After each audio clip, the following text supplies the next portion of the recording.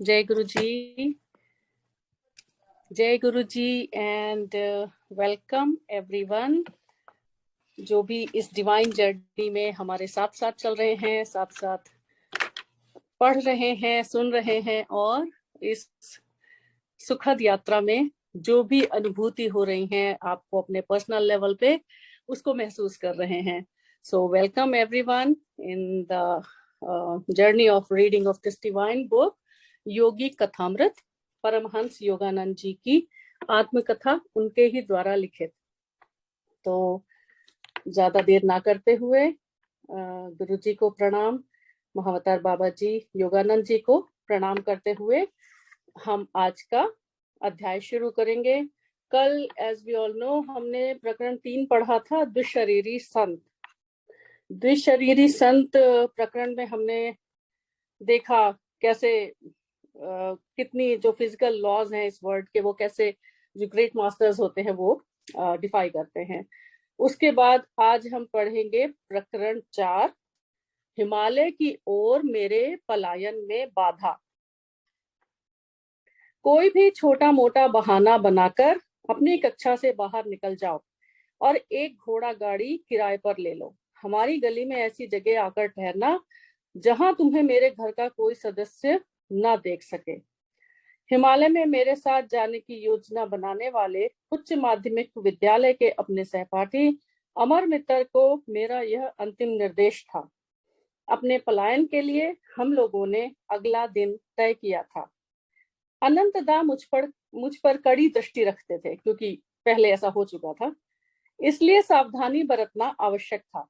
उन्हें पूरा संदेह था कि मेरे मन में भाग जाने की प्रबल इच्छा है और वे मेरी योजना को विफल बनाने के लिए कृत संकल्प थे, मतलब डिटरमिन्ड थे. ताबीज चुपचाप अपना कार्य करता हुआ मेरे अंदर आध्यात्मिक उफान ला रहा था. मुझे आशा थी कि हिमालय में मुझे अपने वे गुरु मिल जाएंगे जिनका चेहरा प्रायः मुझे अपने अंतर मन के दिव्य दर्शनों में दिखाई देता था. तो ताबीज के बारे में सबको याद होगा, जो योगानंद जी की माता जी थी उनको लाहिड़ी महाशय से प्रकट हुआ था, उनके ध्यान में मिला था. पिताजी का स्थायी रूप से कोलकाता में स्थानांतरण हो गया था और अब हमारा परिवार वहीं रह रहा था. पितृसत्तात्मक भारतीय परंपरा के अनुसार अनंतदा भी अपनी नववधू के साथ हमारे घर रहने आ गए थे. वहां मैं अटारी पर स्थित एक छोटे से कमरे में नित्य ध्यान करके अपने मन को ईश्वरानुसंधान के लिए तैयार कर रहा था. उस अविस्मरणीय दिन का उदय अमंगलकारी वर्षा के साथ हुआ. सड़क पर अमर की घोड़ा गाड़ी की आवाज सुनते ही मैंने जल्दी जल्दी एक कंबल में एक जोड़ा खड़ाऊ, 2 कॉपीन, एक जपमाला, लाहिड़ी महाशय की फोटो और भगवत गीता की एक प्रति बांध ली. यह पोटली मैंने 3री मंजिल की अपनी खिड़की से नीचे फेंक दिया. मैं भागते हुए सीढ़ियों से नीचे उतरा और द्वार पर मछली खरीद रहे चाचा जी की बगल से आगे बढ़ गया. क्या जल्दी है? उन्होंने सशंक दृष्टि से मुझे ऊपर से नीचे तक देखा. बिना कोई उत्तर दिए एक उदासीन मुस्कुराहट के साथ उनकी ओर देखते हुए मैं गली की ओर चल पड़ा. अपनी पोटली उठाकर षड्यंत्रकारी सावधानी बरतता हुआ मैं अमर से जा मिला. हम गाड़ी में बैठकर शहर के एक बाजार क्षेत्र चांदनी चौक में गए. अंग्रेजी पोशाक खरीदने के लिए हम कई महीनों से अपने प्रतिदिन जलपान के लिए मिलने वाले थोड़े थोड़े पैसे बचाते आए थे. हम जानते थे कि मेरे चालाक भाई एक गुप्तचर की भूमिका निभा सकते हैं, इसलिए यूरोपियन पोशाक पहनकर हम उन्हें चकमा देना चाहते थे. कितनी सुंदर और कितनी जो बाल सुलभ वाली जो भाषा होती है, और जैसे बच्चे सोचते हैं कि हम चकमा दे लेंगे अपने बड़े जो हैं अपने पेरेंट्स या बड़े भाई बहनों को, बिल्कुल उसी तरह से उन्होंने लिखा है. स्टेशन जाते जाते रास्ते में हम सभी मेरे चचेरे भाई जतिन घोष, जिन्हें मैं जतिन दा कहता था, के लिए रुके. वे नए नए ही हमारे पंथानुयायी बने थे, मतलब हमारे साथ शामिल हुए थे और हिमालय में किसी गुरु की शरण प्राप्त करने के आकांक्षी बने थे. हमारे पास पहले से तैयार नया सूट उन्होंने पहन लिया. अब हमें कोई नहीं पहचान सकता, हमने सोचा. हमारे मन गहरे उल्लास से खिल उठे. बस अब केवल कैनवस जूतों की कमी है. मैंने उन दोनों को एक दुकान पर ले गया जहां रबड़ के तले लगे जूतों को सजाया गया था. ऐसी पवित्र यात्रा में जीव हत्या द्वारा प्राप्त हुई चमड़े की चीजें नहीं ले जानी चाहिए. अपनी भगवत गीता की चमड़े की जिल्द और विलायती हैट पे लगे चमड़े के फीते निकालकर फेंकने के लिए मैं बाहर सड़क पे रुक गया। तो जो पुराने हिंदू टेम्पल्स होते थे उनमें भी यूजुअली जो लेदर गुड्स हैं, जैसे बेल्ट है या पर्स है, इस तरह की चीजें, ऑफ कोर्स शूज, ये ले जाना मना होता था क्योंकि वो they are not considered pure for sure. Station पर हम लोगों ने बर्दवान के टिकट खरीदे। हम बर्दवान में हिमालय के चरणों में स्थित हरिद्वार जाने के लिए गाड़ी बदलने वाले थे।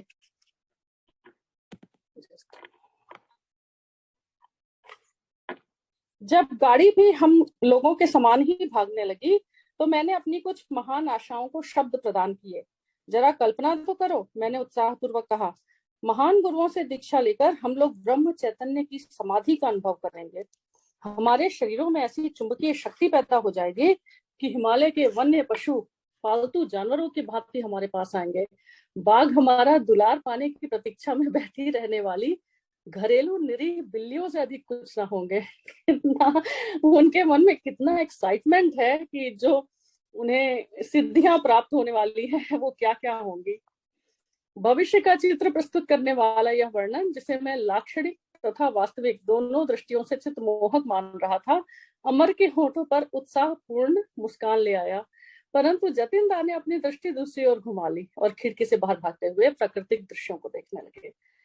पैसे को 3 हिस्सों में बांट लेते हैं। जतिन दा ने इस प्रस्ताव के साथ अपने दीर्घ मौन को तोड़ा। बर्दवान में हमें अपने टिकट अलग अलग खरीदने चाहिए, इससे किसी को संदेह नहीं होगा कि हम लोग साथ साथ भाग रहे हैं। मैं बिना किसी आशंका के सहमत हो गया। सूर्यास्त के समय हमारी ट्रेन बर्दवान स्टेशन पर रुकी। जतिन दा टिकट घर में घुस गए। अमर और मैं प्लेटफॉर्म पर बैठे रहे। हम लोगों ने 15 मिनट तक प्रतीक्षा की और फिर उनके विषय में निष्फल पूछताछ की।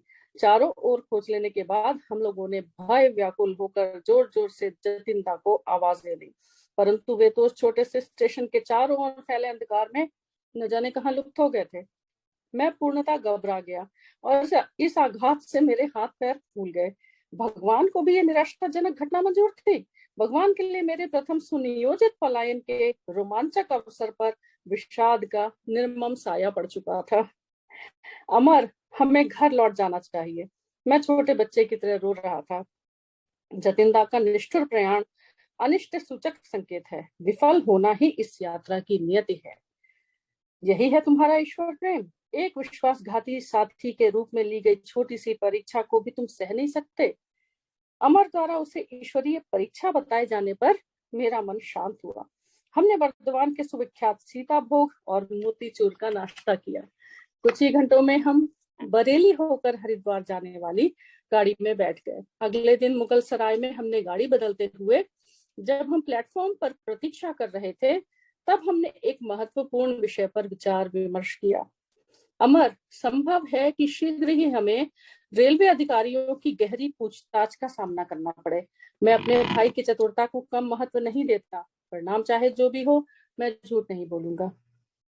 मुकुंद, मेरा तुमसे इतना ही अनुरोध है कि तुम चुप रहना। मैं जब उनसे बात करूं तो तुम मुस्कुराना या हंसना नहीं।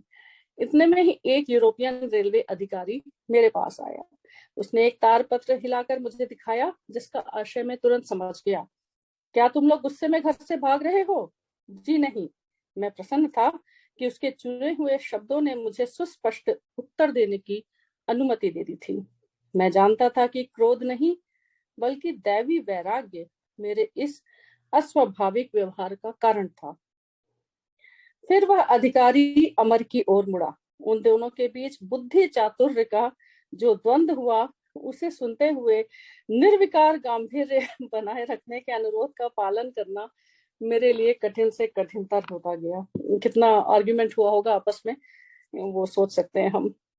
और जो ये वैराग्य है, दैवी वैराग्य, तो उसके बारे में तो क्या कहें। जैसे गुरुजी कहते थे कि वैराग्य चंगा होता है, लेकिन जरूरत से ज्यादा वैराग्य गृहस्थ छुड़ा देता है। तो इसीलिए दोनों को सम करके, बैलेंस करके चलना बहुत जरूरी है। एंड हेंस द टर्म रसिक वैरागी।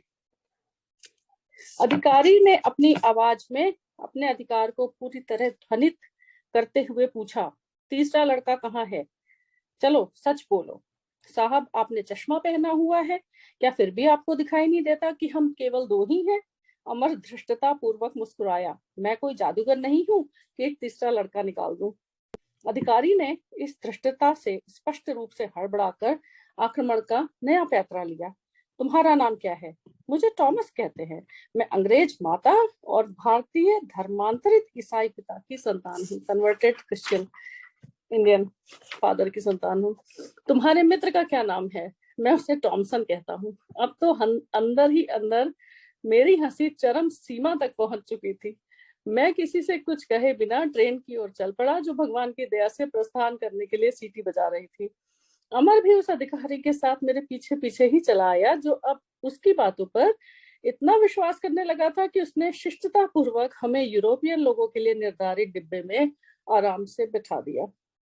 स्पष्ट था कि दो अर्ध अंग्रेज बालकों को हिंदुस्तानियों के डिब्बे में यात्रा करते देखना उसके लिए कितना कष्टदायक था। उसके वहां से विनय पूर्वक प्रस्थान करने के बाद मैं सीट पर लेट गया और जोर जोर से हंसता रहा।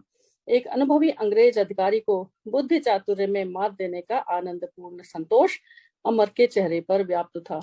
तो ये उस समय ब्रिटिश रूल था इंडिया में। As we all know, British empire, British Raj था। तो उसमें ये बहुत ही गलत प्रथाएं थी कि जो हिंदुस्तानी होते, जिसके लिए गांधी जी ने पूरे अपना स्वतंत्रता संग्राम आंदोलन शुरुआत की, कि हिंदुस्तानियों को एक सेकंड ग्रेड सिटीजन का उनके साथ में किया जाता था व्यवहार। और इवन ट्रेन्स में जो ऑफ कोर्स जो अंग्रेज होते थे उनके लिए अलग से कंपार्टमेंट्स होते थे और इंडियंस के लिए अलग से। ये उस समय का एक सोशल सिनेरियो है जिसके बारे में हमें जानने को मिलता है। प्लेटफॉर्म पर मैंने तार को चोर दृष्टि से पढ़ लिया था। तार मेरे भाई अनंत का था। उसमें लिखा था, यूरोपियन पोशाक पहने 3 बंगाली लड़के घर से भागकर मुगलसराय के मार्ग से हरिद्वार की ओर जा रहे हैं। मेरे पहुंचने तक कृपया उन्हें रोके रखें। आपकी सेवाओं के लिए योग्य पुरस्कार दिया जाएगा। अमर, मैंने तुम्हें कहा था कि निशान लगाए हुए टाइम टेबल को घर में मत छोड़ना। मेरी आंखों में नाराजगी थी। मेरे भैया को अवश्य ही वहां ऐसा कोई टाइम टेबल मिल गया होगा। मेरे मित्र ने झेपकर इस डांट को स्वीकार कर लिया। हम थोड़ी देर के लिए बरेली में रुके, जहां द्वारका प्रसाद अनंत द्वारा भेजी एक कार के साथ हमारी प्रतीक्षा कर रहा था। द्वारका ने हमें रोक रखने का भरपूर प्रयास किया, किंतु मैंने उसे अच्छी तरह विश्वास दिला दिया कि हमने यह पलायन हंसी मजाक के तौर पर नहीं शुरू किया था। पहले की भांति इस बार भी द्वारका ने हमारे साथ हिमालय भाग चलने का प्रस्ताव स्वीकार नहीं किया। उसी रात जब हमारी गाड़ी एक स्टेशन पर खड़ी हुई थी और मैं अर्धनिद्रित अवस्था में था, तब पूछताछ करते एक और अधिकारी ने आकर अमर को जगा दिया। वह भी टॉमस और टॉमसन नामों के इंद्रजाल में फंस गया। भोर होते होते गाड़ी ने हमें सफलतापूर्वक हरिद्वार पहुंचा दिया। हमें अपनी ओर बुलाते गौरवशाली पर्वत कुछ दूरी पर अस्पष्ट दिखाई दे रहे थे। हम लोग तेजी से भागते हुए स्टेशन से बाहर निकले और नगर की स्वतंत्र भीड़ में प्रविष्ट हो गए। हमारा पहला काम था देशी पोशाक धारण करना, क्योंकि अनंतदा को किसी प्रकार हमारे यूरोपियन छद्मवेश का पता लग गया था। पकड़े जाने के पूर्वाभास मेरे मन पर बोझ बन रहा था। हरिद्वार से तुरंत निकल जाना ही उपयुक्त मानकर हमने सदियों से अनेक संतों की चरण रज से पवित्र हुए ऋषिकेश जाने के लिए टिकटें खरीद ली। मैं पहले ही ट्रेन में बैठ गया था, जबकि अमर अभी पीछे प्लेटफॉर्म पर ही था। एक पुलिस वाले ने पुकार कर उसे रोक लिया। वह अवांछित प्रतिपालक हमें पुलिस स्टेशन के बंगले पे ले गया और उसने हमारे सब पैसे ले लिए। उसने शिष्टता पूर्वक यह स्पष्ट किया कि मेरे बड़े भाई के आने तक हमें वहां रोक कर रखना उसका कर्तव्य था। यह जानकर कि इन दो भगोड़ों का गंतव्य स्थल हिमालय था, उस सिपाही ने एक अद्भुत घटना सुनाई। मैं देख रहा हूँ कि तुम संतों के दीवाने हो। अभी कल ही मेरी जिस संत से मुलाकात हुई थी, उससे बड़ा संत तुम्हें कभी नहीं मिलेगा। मेरे एक सहयोगी और मैं उनसे पहली बार 5 दिन पहले मिले थे। एक विशिष्ट हत्यारे की तीव्र खोज में हम गंगा के पास गश्त लगा रहे थे। उसे जिंदा या मुर्दा पकड़ने का हमें आदेश था। उसके बारे में हमें सिर्फ यही ज्ञात था कि तीर्थ यात्रियों को लूटने के लिए वह साधु का छद्म वेश धारण कर घूम रहा है। अपने सामने थोड़ी ही दूरी पर हमने एक आकृति देखी, जो उस अपराधी के वर्णन से मिलती जुलती थी। जब वह हमारे आदेश पर नहीं रुका, तो उसे पकड़ने के लिए हम लोग दौड़े। उसके पीछे पहुंचकर मैंने उस पर पूरी शक्ति से फरसे का वार कर दिया। उसका दाहिना हाथ कटकर उसके शरीर से लगभग पूर्णतः अलग हो गया। आश्चर्य यह है कि किसी भी प्रकार की कोई आवाज निकाले बिना और उस भयंकर घाव पर दृष्टि भी डाले बिना वह अजनबी अपने तेज गति से चलता ही रहा। जब हम लपक कर उसके सामने खड़े हो गए तो उसने शांत भाव से कहा, जिस हत्यारे की तुम्हें तलाश है वे मैं नहीं हूं। यह देखकर मुझे गहरा आघात लगा कि मैंने दिव्य पुरुष से दिखने वाले संत के शरीर को घायल कर दिया था। मैं उनके चरणों में साष्टांग लौट गया और कातर स्वर में क्षमा याचना करने लगा तथा तेजी से निकलते खून की धार को रोकने के लिए मैंने अपनी पगड़ी का कपड़ा उन्हें दिया। बेटा, तुम्हारी भूल स्वाभाविक ही थी। उस महापुरुष ने मेरी ओर दया और स्नेह से देखते हुए कहा, जाओ और पश्चाताप मत करो। परम प्रिय जगन माता मेरी देखभाल कर रही हैं। उन्होंने अपनी लटकती भुजा को पकड़कर उसके स्थान पर लगाया और चमत्कार वो जुड़ गई और आश्चर्यजनक रूप से रक्त प्रवाह भी तुरंत बंद हो गया। 3 दिन बाद मुझसे उस पेड़ के नीचे आके मिलो, तुम मुझे पूर्णतः स्वस्थ पाओगे। इस प्रकार तुम्हें पश्चाताप नहीं रहेगा। कल ही मैं अपने सहयोगी के साथ वहां गया था। वह संत वहीं थे और उन्होंने हमें अपनी बाह का निरीक्षण करने दिया। वहां पर ना तो कोई घाव का चिन्ह था, ना ही चोट का कोई लक्षण। मैं ऋषिकेश होते हुए हिमालय के निर्जन प्रदेशों में जा रहा हूँ। महात्मा ने वहां से तुरंत प्रस्थान करते हुए हमें आशीर्वाद दिया। मुझे लगता है उनकी पवित्रता से मेरा जीवन भी उन्नत हो गया है। उस अवसर ने पवित्र उद्गार के साथ अपनी कथा समाप्त की। उसके अनुभव ने स्पष्टतया उसके भीतर की नई गहराइयों को छू लिया था। एक प्रभावशाली ढंग से उसने उस चमत्कार के संबंध में छपी हुई समाचार पत्र की कर्तन मुझे दी। एक सनसनीखेज समाचार पत्र में साधारणतया जिस तरह तोड़ मरोड़ कर समाचार प्रकाशित किए जाते हैं, खेद है कि इसका भारत में भी अभाव नहीं है। न्यूज़पेपर्स में जो आर्टिकल आते हैं कितने बढ़ा चढ़ा के लिखे जाते हैं, तोड़ मरोड़ के लिखे जाते हैं, उसके लिए कहा है। उसी तरह संवाददाता ने भी अपने विवरण में घटना को कुछ बढ़ा चढ़ाकर छाप दिया था। उसमें लिखा था कि साधु का सिर ही धड़ से लगभग अलग हो गया था। अमर कौर, मुझे अत्यंत खेद हुआ कि हम ऐसे महान योगी के दर्शन लाभ से वंचित रह गए, जिन्होंने अपने पर अत्याचार करने वालों को भी ईसा मसीह के समान क्षमा कर दिया। भारतवर्ष पिछली 2 शताब्दियों से आर्थिक दृष्टि से भले ही गरीब हो गया हो, परंतु अभी भी इसके पास दैवी संपदा का अक्षय भंडार है। कभी कभी इस पुलिस अधिकारी सांसारिक लोग भी आध्यात्मिक जगत के गगनचुंबी व्यक्तित्वों के अनायास ही दर्शन पा जाते हैं। अपनी इस अद्भुत कहानी से हमारा समय बिताने के लिए हमने पुलिस अधिकारी का धन्यवाद किया। संभवतः वह हमें सूचित कर रहा था कि वो हमसे अधिक भाग्यवान था। उसे अनायास ही एक आत्मज्ञानी संत के दर्शन हो गए थे, जबकि हमारी उत्कट खोज ने हमें किसी सिद्ध पुरुष के चरणों में नहीं बल्कि एक घटिया पुलिस स्टेशन में पहुंचा दिया था।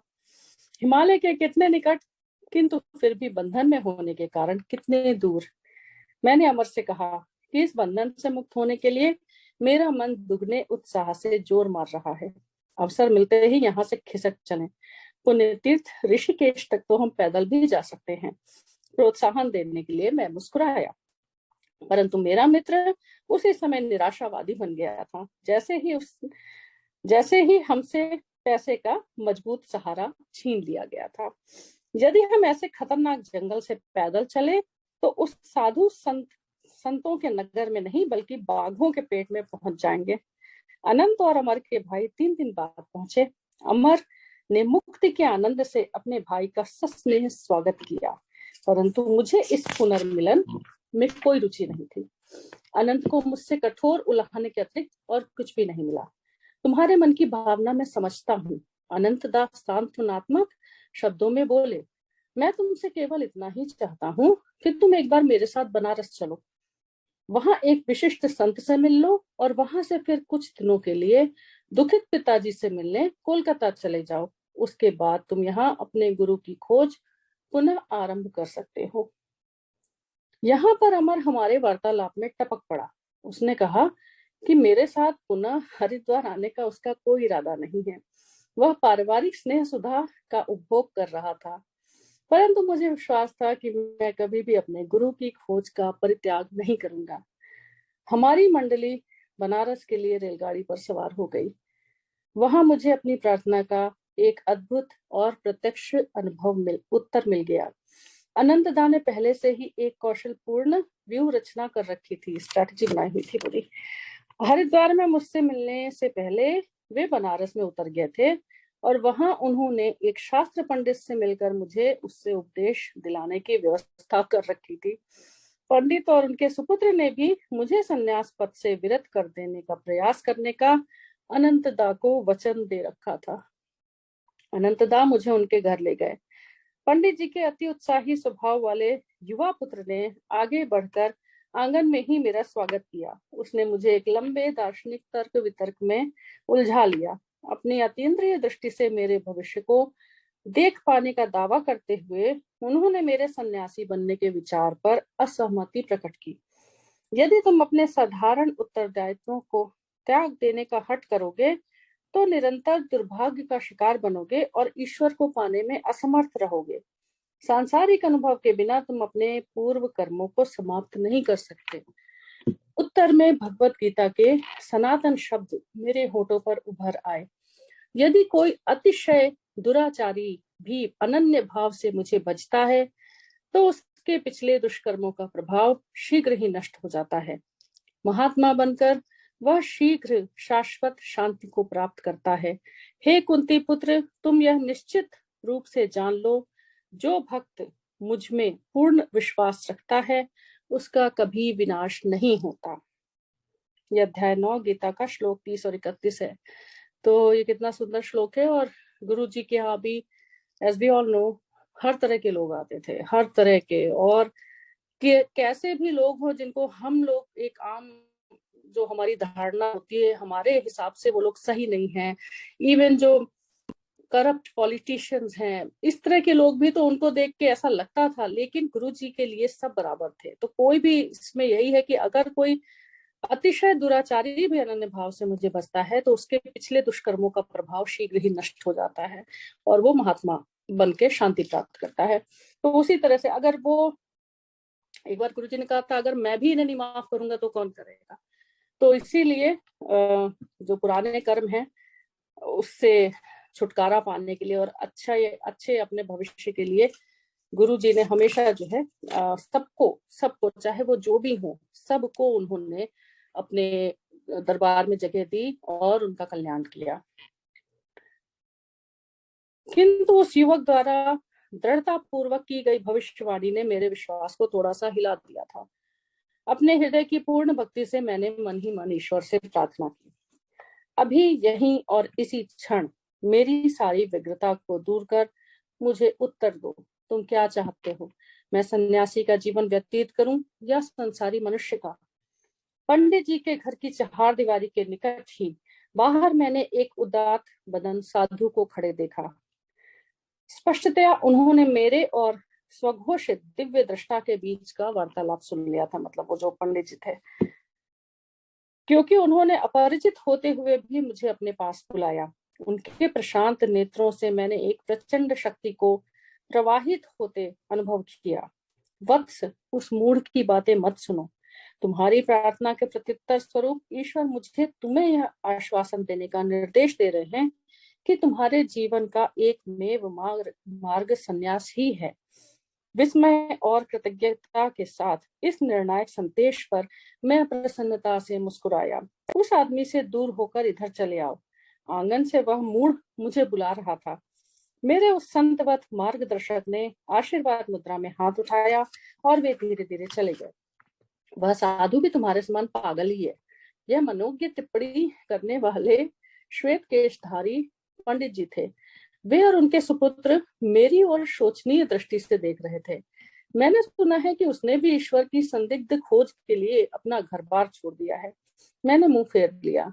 अनंतता की ओर मुड़कर मैंने कहा कि मैं इन लोगों से किसी और तर्क में नहीं उलझना चाहता। मेरे हतोत्साहित भाई तत्काल प्रस्थान के लिए मान गए। हम लोग शीघ्र ही कोलकाता जाने वाली गाड़ी पर सवार हो गए। श्रीमान गुप्तचर जी, यह तो बताइए कि आपको कैसे पता चला कि मैं दो साथियों के साथ भागा हूँ। मैंने अपनी उबलती जिज्ञासा शांत करने के लिए घर जाते हुए रास्ते में अनंतदास से पूछा।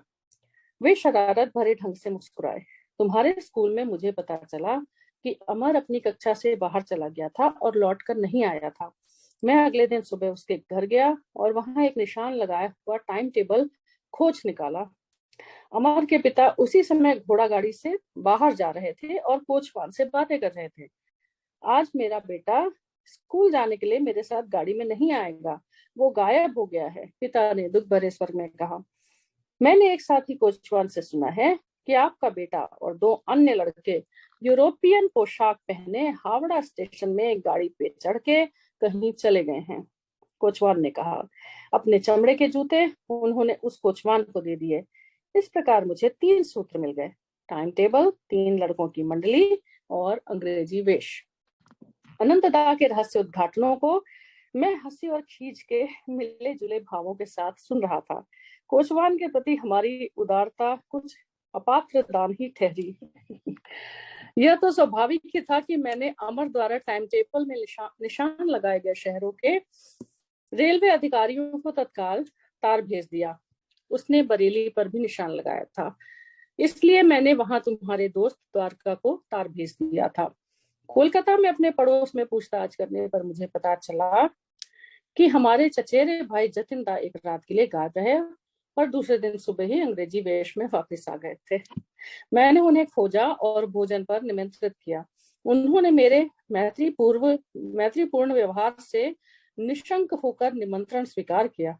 रास्ते में संदेह रहित ढंग से मैं उन्हें एक पुलिस स्टेशन में ले गया। वहां उन्हें अनेक पुलिस अधिकारियों ने घेर लिया, जिन्हें मैंने उनकी डरावनी सूरत के कारण पहले से ही चुन रखा था। उनकी भयावह दृष्टि के आगे जतिन दा अपने रहस्यात्मक व्यवहार का स्पष्टीकरण देने के लिए तैयार हो गए। आध्यात्मिक भावना में उत्साह में मैं हिमालय की ओर चल पड़ा। उन्होंने कहा, सिद्ध महात्माओं के दर्शनों के विचार ने मेरे अंतःकरण को प्रेरणा से भर दिया था।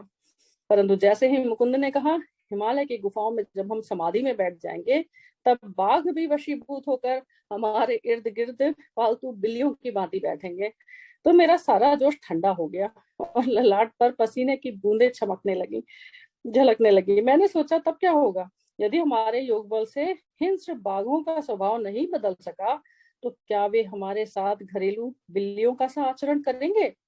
अपने मनश्चक्षु में मैंने पहले से ही स्वयं को किसी बाघ के पेट के बलात् अंतरवासी के रूप में देखा। वहां संपूर्ण शरीर के साथ एक ही बार में प्रवेश करके नहीं, बल्कि शरीर के विभिन्न हिस्सों की अलग अनेक किस्तों में। कितना मनोरंजक है कि उन्होंने उनको कितना डर लग गया ये सोच के कि अगर बाघ बिल्ली नहीं बने तो क्या होगा। फिर तो कई हिस्सों में उनका शरीर किसी बाघ के शरीर के अंदर, पेट के अंदर मिलेगा। जतिन दा के अदृश्य हो जाने के कारण जो मेरा क्रोध था वो हंसी में बदल गया। उन्होंने मुझे जो संताप दिया था उसका सारा मूल्य रेलगाड़ी में मिले लोटपोट करने वाले स्पष्टीकरण से चुकता हो गया। मुझे स्वीकार करना पड़ेगा कि मुझे इस बात से कुछ संतोष अवश्य हुआ कि जतिन दा भी पुलिस की खातिरदारी से नहीं बचे थे। अनंतदा, आप जन्मजात गुप्तचर हैं। मेरी विनोदपूर्ण दृष्टि पूर्णतः क्रोध रहित नहीं थी, और मैं जतिन से कहूंगा कि मुझे खुशी है कि वे विश्वासघात के किसी उद्देश्य से नहीं, जैसा कि प्रतीत होता है, बल्कि केवल आत्मरक्षा की सतर्क सहज प्रवृत्ति से प्रेरित हुए थे।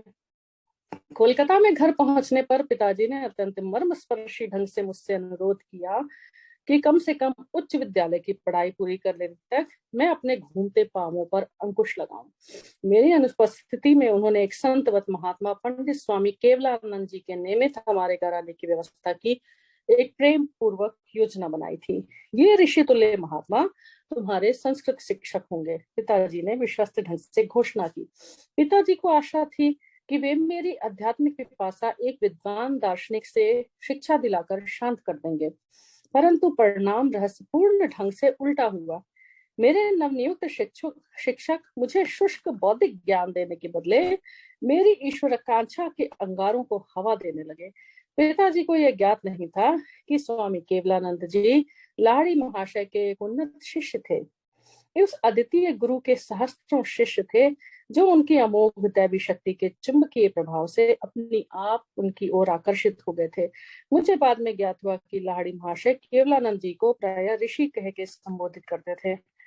ये एक फुटनोट भी है यहाँ पे। जब केवलानंद जी से मेरी भेंट हुई तब उन्होंने संन्यास ग्रहण नहीं किया था। सामान्यतः सभी उन्हें शास्त्री महोदय के नाम से संबोधित करते थे।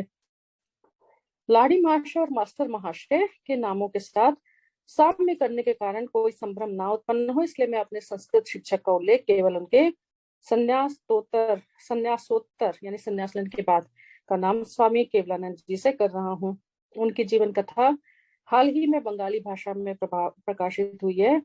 बंगाल के खुलना जिले में 1863 में जन्मे केवलानंद जी ने 68 वर्ष की आयु में अपने शरीर का बनारस में त्याग किया। उनका पारिवारिक नाम आशुतोष चैटर्जी था। लंबे घुंघराले केश मेरे शिक्षक के सुंदर मुखमंडल की शोभा बढ़ा रहे थे। उनकी काली आंखें शिशु नेत्रों के भांति निश्चल और भोली थी। उनके छरहरे शरीर की सब गतिविधियों में एक प्रशांत गंभीरता थी। सदैव शांत और स्नेहमय केवलानंद जी अनंत ब्रह्म के चैतन्य में दृढ़ता के साथ स्थिर हो गए थे। हम दोनों के सहवास के अनेक आनंदमय प्रहर गहरे क्रिया योग ध्यान में बीतते थे। केवलानंद जी प्राचीन शास्त्रों के सुप्रतिष्ठित पंडित थे। उनके इस अगाध ज्ञान के कारण ही उन्हें शास्त्री महाशय की उपाधि मिली थी, जिसके द्वारा वे प्रायः संबोधित किए जाते थे। परंतु संस्कृत पांडित्य में मेरी प्रगति अनुल्लेखनीय थी, मतलब कुछ खास हुई नहीं। मैं सदा इसी सुयोग की ताक में रहता था कि किस तरह नीरस व्याकरण से जान बचे और योग तथा लाहिड़ी महाशय की चर्चा शुरू हो। मेरे शिक्षक महोदय ने एक दिन लाहिड़ी महाशय के साथ बिताए गए अपने जीवन के बारे में कुछ बताने का अनुग्रह किया। मुझे 10 वर्ष तक लाहिड़ी महाशय के पास रहने का दुर्लभ सौभाग्य प्राप्त हुआ था। बनारस में उनका घर मेरा रात्रिकालीन इष्ट तीर्थ स्थान था। नीचे के तल्ले पर सामने वाली छोटी सी बैठक में वे सदा विराजमान रहते थे। लकड़ी की चौकी पर पद्मासन में बैठे हुए वे अपने शिष्यों से एक माला की भांति अर्धवृत्ताकार में घिरे रहते थे।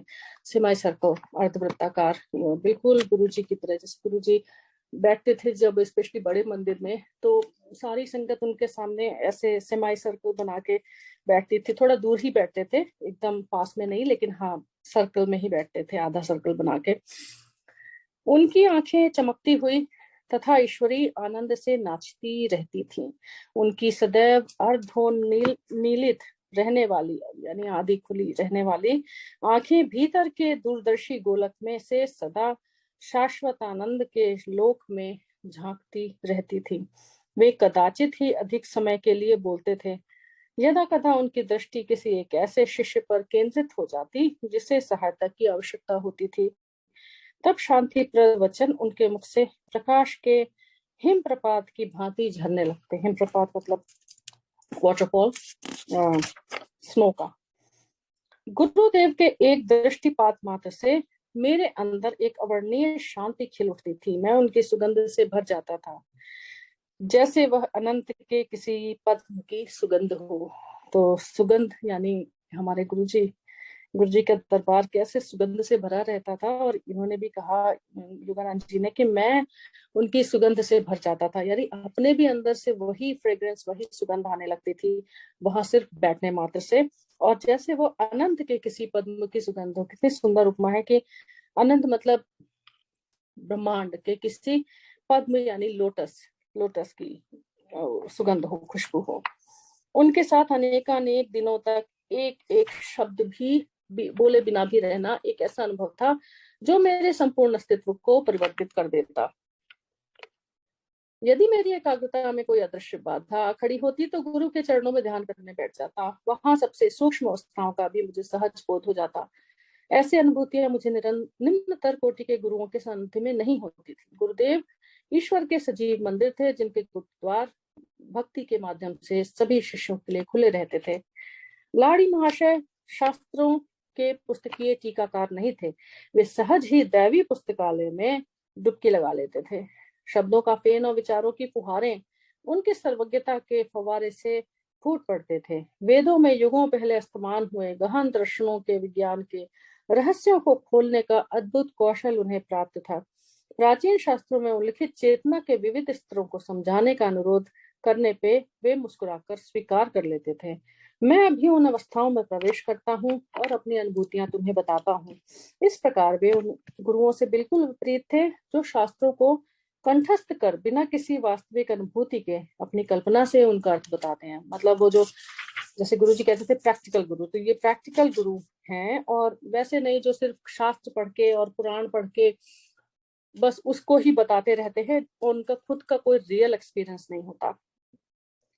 श्लोकों का अर्थ तुम्हें जिस रूप में समझ आए उसी प्रकार उनकी व्याख्या करो। मितभाषी गुरुदेव प्राय अपने पास बैठे किसी शिष्य को यह निर्देश देते, मैं तुम्हारे विचारों को परिचालित करूंगा ताकि सही अर्थ तुम्हारे मुंह से उच्चारित हो। इस प्रकार लाहिड़ी महाशय की अनेक अनुभूतियों को उनके विभिन्न शिष्यों ने विस्तृत भाष्यों सहित लिपिबद्ध कर लिया। तो ये लाइन आपने देखी, मैं तुम्हारे विचारों को परिचालित करूंगा ताकि सही अर्थ तुम्हारे मुख से उच्चारित हो। कौन कर सकता है विचारों को परिचालित? किसी दूसरे के माइंड में कौन से विचार है, इसका कंट्रोल कैसे? गुरुजी के दरबार में हमने कितनी बार देखा कि गुरुजी के पास हमारे विचारों का, हमारे माइंड का रिमोट कंट्रोल होता था और वो उसको कंट्रोल करते थे, वो चलाते थे। तो वो थॉट भी वही डालते थे और वही थॉट आता था जो वो चाहते थे कि हम सोचें। किसी बात पर आंख बंद करके विश्वास कर लेने की सलाह गुरुवर कभी नहीं देते थे। शब्द खोखले हैं, वे कहते थे। ईश्वर की उपस्थिति के दृढ़ विश्वास को ध्यान में अपने परमानंद संपर्क से प्राप्त करो। शिष्य की समस्या चाहे जो भी हो, उसके समाधान के लिए गुरुदेव क्रिया योग के अभ्यास का ही परामर्श देते थे। तुम्हारा मार्गदर्शन करने के लिए जब मैं इस शरीर में नहीं रहूंगा तब भी इस यौगिक कुंजी का सामर्थ्य कम नहीं होगा। यह प्रवृत्ति भव्य प्रेरणाओं की तरह जिल्द बांध के अलमारी में रख के भूल जाने की वस्तु नहीं है। क्रिया योग के माध्यम से अनवरत अपने मुक्ति पथ पर चलते जाओ। जिस क्रिया की शक्ति इसके अभ्यास में निहित है। तो ये पढ़ने से और रख देने से नहीं होता, ये प्रैक्टिस से होता है, ये वो कह रहे हैं। मैं स्वयं क्रिया को मानव के अभी तक स्वतः प्रयास द्वारा अनंत ईश्वर की खोज के लिए विकसित साधनों में सबसे अधिक प्रभावशाली मानता हूँ। केवलानंद जी ने इस उत्साहपूर्ण प्रमाण के साथ अपना कथन समाप्त किया। इसके अभ्यास से सभी मनुष्यों में छिपे सर्वव्यापी ईश्वर लाहिड़ी महाशय और उनके अनेक शिष्यों की देह में प्रत्यक्ष रूप से अवस्थित हुए प्रकट। ईसा मसीह की तरह एक चमत्कार लाहिड़ी महाशय द्वारा केवलानंद जी की उपस्थिति में हुआ। एक दिन उन्होंने वह कहानी मुझे सुनाई। सामने मेज पे पड़ी संस्कृत की पुस्तकों में से उनकी आंखें सुदूर कहीं लगी हुई थीं। एक दृष्टिहीन शिष्य रामू के लिए मैं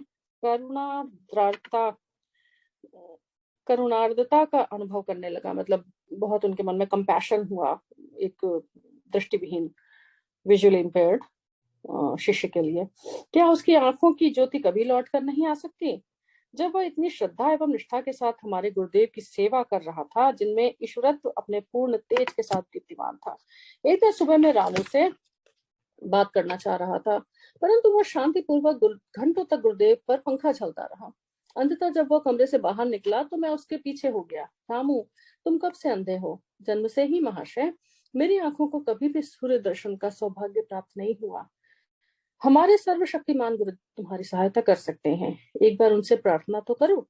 अगले दिन रामू कुछ संकोच पूर्वक लाहिड़ी महाशय की सेवा में उपस्थित हुआ, किंतु अपने अतुल आध्यात्मिक ऐश्वर्य में शारीरिक संपदा को जोड़ने का अनुरोध करना उसे लगभग लज्जास्पद लग रहा था। गुरुदेव, ब्रह्मांड को प्रकाश देने वाला ईश्वर आप में विद्यमान है। मैं आपसे प्रार्थना करता हूँ कि उसकी ज्योति मेरी आंखों को भी प्रदान करें ताकि मैं सूर्य के गौण तेज को देख सकूं। रामू, किसी ने मुझे कठिन परिस्थिति में डालने की योजना बनाई है। मेरे पास किसी को स्वस्थ करने की कोई शक्ति नहीं है।